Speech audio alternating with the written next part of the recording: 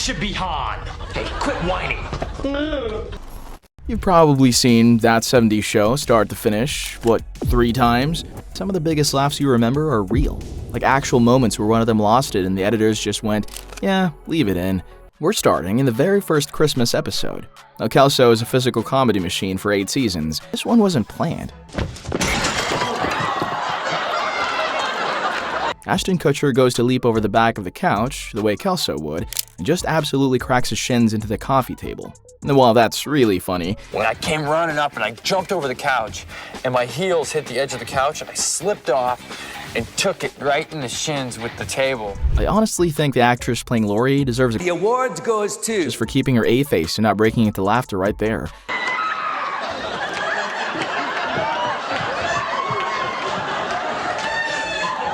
Ashton, being the kind of guy who'd commit to the bit and take the hit, is basically the whole Kelso character in one accident. Is Deborah stopping to check on him in the background? Anyways, let me know in the comments if you think that's Deborah or Kitty. This one's special because it's from the pilot, like the very first time these guys ever sat in the circle together. And if you go back and watch it, knowing what to look for, you can see the exact moment the show figures out what it's going to be. This whole gas shortage bites. Who's getting a boat? There is no gas shortage, man. It's all fake. They're passing around the conversation, all glassy-eyed, and Hyde starts going off about this car that supposedly runs on water. Water in the gas tank instead of gas. And Danny Masterson just can't. He starts to lose it. And then the camera swings over to Ashton and Kelso is gone, fully laughing. No, it's a car. Only you put water in the gas tank instead of gas. Did Hyde crack first, or was Kelso already gone before that line even landed?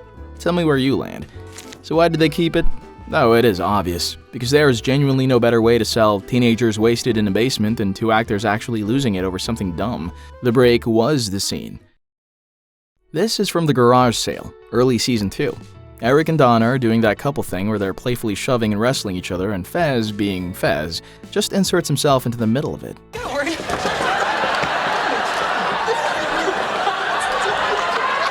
And there you can see it. Laura loses her grip on Donna right there. This little crack in the scene where she's just Laura trying not to laugh at Wilmer. I can't believe you'd rather stay here than go see a movie with me. Oh, believe me, Donna, I'd love to go, but Red said I can't, and... well, he can kick my ass, so... Eric, I can kick your ass. To be honest, that's the Fez magic.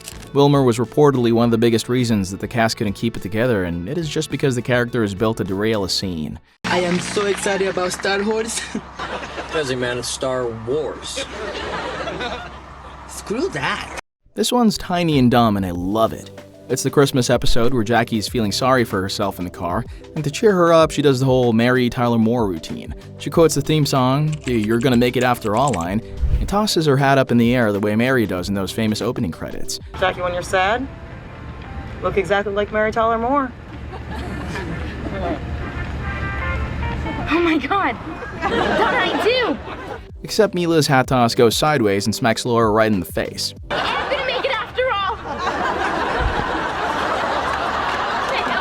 You can see both of them fighting to keep it together. That half second where Jackie and Donna disappear and it's just 2 friends about to crack up in a car, they kept it because you simply cannot recreate that. And how would you? A hat accidentally nailing someone in the face is funnier than anything you could write on purpose. Everybody wants their first makeout to be special. In some place romantic, like Ireland or Disney World. Look, I need to know that he's really changed. I need to test him somehow. I agree. You do? Absolutely. If you get back with Kelso, you better have him tested. Whoa, Jackie. After everything you've been through with Hyde, you come here and insult me? You're all better. But wait until you see what happens when the most terrifying dad in television gets hit with an entirely unscripted safety hazard. The fear on the actors' faces next is 100% real. This is from Prank Day in Season 4, and it's one of those moments where you can practically watch the fear hit 4 people at once. The guys are trying to get revenge on Kelso by rigging a giant bucket of oatmeal over the basement door so that he walks in and gets dumped on. Eric, I need you to take out the... Except the person who comes through that door is Red, and Red gets absolutely drenched. That's funny, of course, but the part that makes it is that the whole scene was shot in one take. What the hell is this? And when Kurtwood comes stomping toward Eric covered head to toe in oatmeal, he actually slips on the floor for real. Yep, that little stumble was not scripted. Well, I have a prank, too.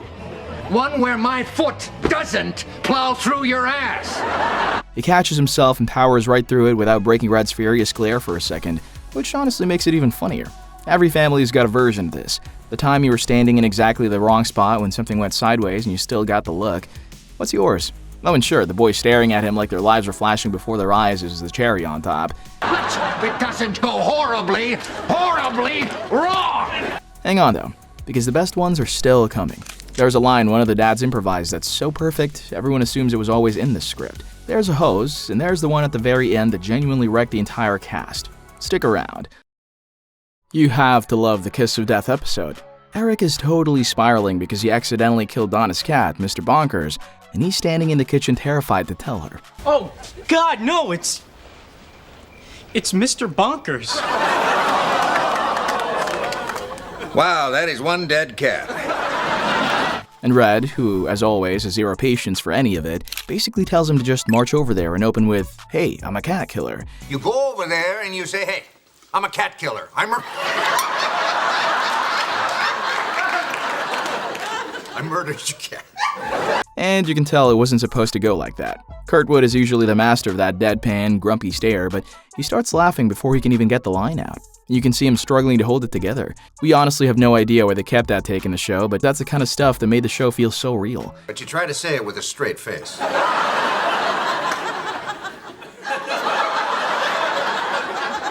What? Am I the only one that sees the humor in this? Was Kurtwood already playing it that deadpan on purpose, and the laugh is what broke him? Or did he crack first and just recover like a pro? This one's a rite of passage. Eric, being a teenage boy, finally works up the nerve to ask Donna about the right time to, Yes. Really? No. Okay. Now, right? Red's entire response is to silently turn the garden hose on him and blast him with water. The hose itself was in the script, but Topher Grace's reaction, that genuine sputtering panic, reportedly was not. That's real disbelief on his face. It's for your own good, son.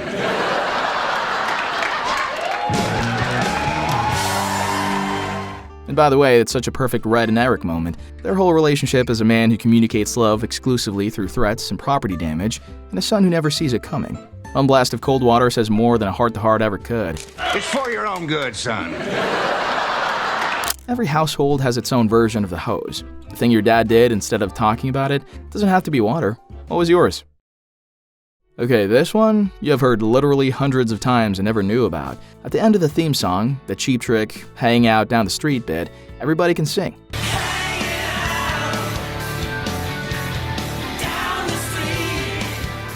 Somebody yells, "Hello, Wisconsin," as the Vista Cruiser does its thing. That yell was not written. Nope, Danny Masterson improvised it.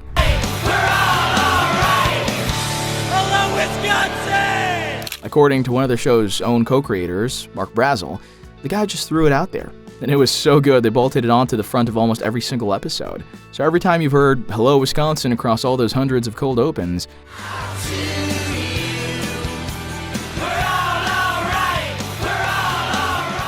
that's an actor goofing around in a recording session that they decided to make permanent. I forgot my mom's birthday. Really? Because I remembered your mom's birthday. If you remembered, why didn't you tell me? How would that be funny? Hyde, I just want to be with you, okay? I think you're one of the coolest, sweetest guys I've ever met. No, you don't. Yes, I do. This is the one fans bring up the most, and for a really, really good reason. There's a scene where Ed is trying, in his stiff, uncomfortable Red way, to have a real father-son moment with Eric. The bond between a father and a son is complex and subtle. You wipe that damn smirk off your face. He says something about how the bond between a father and a son is subtle and complex, and right in the middle of this rare, sincere beat, Eric starts to smirk. So without missing a beat, Red goes, "You wipe that smirk off your face." You wipe that damn smirk off your face. Topher Grace genuinely broke during that take. That smirk is Topher losing it, not Eric. And the wipe that smirk off your face line was Kurtwood Smith rolling with it in character. The director loved it so much, he kept the take. So that perfect little moment, a kid cracking up and a dad instantly weaponizing it to stay in control, is the whole Red and Eric relationship captured in about 8 words that nobody planned. You know that exact feeling. Your parent finally gets sincere and your face betrays you before your brain can stop it. Happened to all of us at least once. Well, you know I love my family. It's just sometimes I want to get in the car and run them all over. Donna wanted to get back together, and you said no. I said no. Dumbass! For a lot of people, this is the one. The girls take Kitty to a strip club for Donna's bachelorette party. You know, it's showbiz. So you're happy here? Yeah, and you will be too. And sweet, wholesome wine-giggle Kitty gets way too into it, doing this absolutely deranged little dance while a guy does one-hand push-ups in front of her. So what makes this moment number 2 on our list? Mila couldn't speak. Laura's behind me. They're collapsed in laughter, and no one's yelling cut. So I just keep dancing and dancing. The fact that Deborah has said that nobody, not even her, knew what she was going to do until the day they shot it. I had never done it full out during rehearsal because I just didn't know what I was going to do.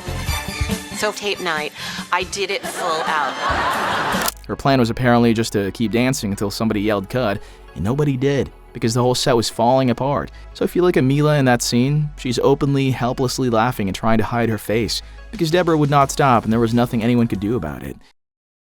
And here's the one that gets everybody, the series finale. 8 years, these people grew up together, and most of them were teenagers when it started. I mean, I kind of wanted to ring in the new year by throwing out all your corduroy boy pants. Well, classes start on Monday, and Eric gets back at 5, so I just want to, get out of here before all the drama. In those last scenes where everyone's saying goodbye and talking about the long, strange trip it's been, the dialogue was written, sure, but the tears were not a performance. Laura reportedly could barely get through her scenes because she was so genuinely overcome, and that makes complete sense. And Donna, sweetheart, no matter where you go, I will always love you like a daughter. Because these were a group of people who had basically spent their entire young childhood in that basement set, finally realizing it was actually over. Sometimes that lump you get in your throat at the end is the real thing. I'm just so happy we're staying because I would miss you so. And that's the whole reason this show still hits the way it does. You can fake a plot and you can write a joke, but you can't fake a cast that actually love being around each other. So which one of these did you never notice? And be honest, you're already pulling up the strip club scene to check, aren't you? Eric, you here? Yeah, I'm in the living room, baby.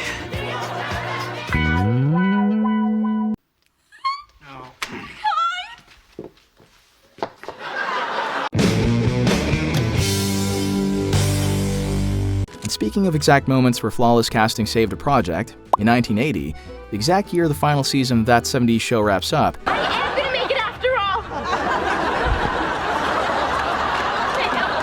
a massive cinematic gamble was happening.